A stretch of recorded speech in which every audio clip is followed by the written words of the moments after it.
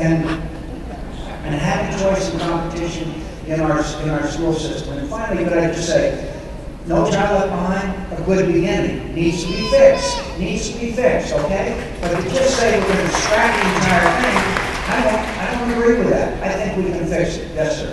And I'll make my answers shorter. And yes, sir. Senator, pleasure.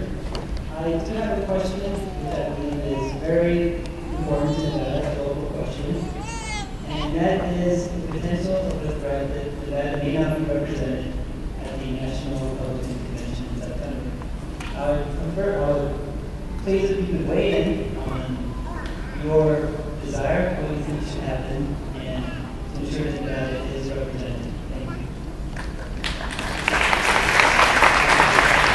I didn't keep up with it closely, but I understand that there were some differences at the state convention. I know we can work it out. I know that I would not let the state of Nevada not be represented at our national convention. We'll get it worked out. I'm sure we will. Yes, sir. A little closer. Sir, in regards to this immigration problem, my approach is the seminal problem with the A immigration. little closer. The seminal problem with the immigration is the rotten, stinking, not willing code government in Mexico. Why don't you guys do something about changing the government in Mexico so those people can live at home in a rich and beautiful and wonderful country? And if they don't want to do that, let's trade them half of California for Tampa.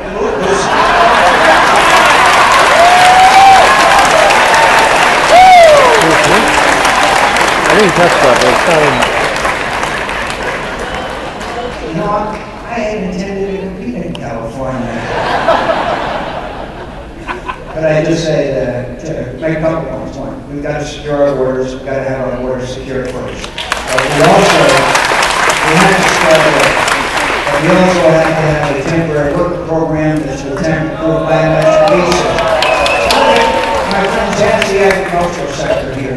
We need people who would come to this country temporarily to fill the job that's vacant and then go back. But that has to have to do with a temporary biometric document. And then we've got to address the issue of the 12 million people who are here illegally. Just a word about Mexico. They've got a terrific problem in Mexico today. And obviously their economy and many of their government policies are not what we would probably want it to be, and sometimes it's obvious that governments matter and it hurts their economy. But right now, they've got a big fight on their hands with drug cartels and drug dealers. The drug people have been killing off some of their top police and law enforcement people. And you know what they're trying to do? They're trying to stop the flow of drugs. So most of it, the destination is not Mexico, it's the United States of America. So I want to help them. I want to help them try to choke off the supply of drugs. I want to have a free trade agreement with Colombia, our best friend, which was fighting it to help us prevent the flow of this terrible poison into our system. I'm a free trader. But right now, I'd love to try to help the country of Mexico. As I said, some of their top law enforcement people have been assassinated, and they have corruption that's permeated their efforts, and I respect their president for trying to do that, and I want to work with them in that effort. Yes, ma'am. All the way to that.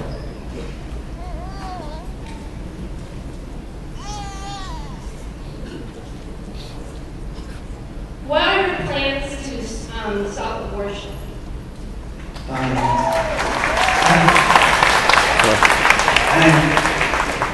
pro-life. I have had a long No, I kept it on.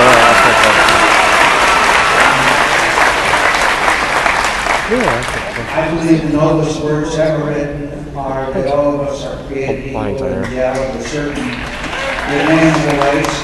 Among these are life, and I would believe that those words apply to the unborn as well as the born. And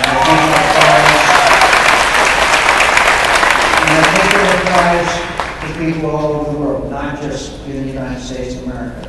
I want every American to know that adoption is available. I want people to understand that if a child is brought into this world, that we will do everything in our power to make sure that they have a loving family and a home.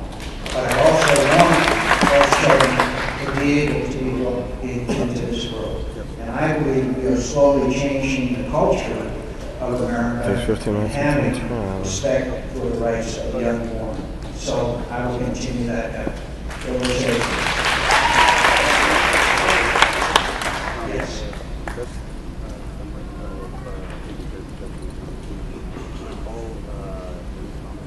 Senator Murphy, we have very good health care for the most part, and if you can afford it in this country. Unfortunately, a lot of people cannot afford it, and they are really working poor. These people are working hard, and there's no help. Right now, it doesn't look like there's a way out. Do you have any ideas that you can help address this quickly? Yes, and it is until the issue of the gas prices came up, probably healthcare was the #1 domestic issue in America. It still is. It still is. As you mentioned, we have the best quality healthcare in the world in the United States of America. It's not the question of the quality of healthcare; it's the availability and affordability. And I'm not ready to have the government take over and make the decisions for the American. Another significant difference between myself and Senator Lund.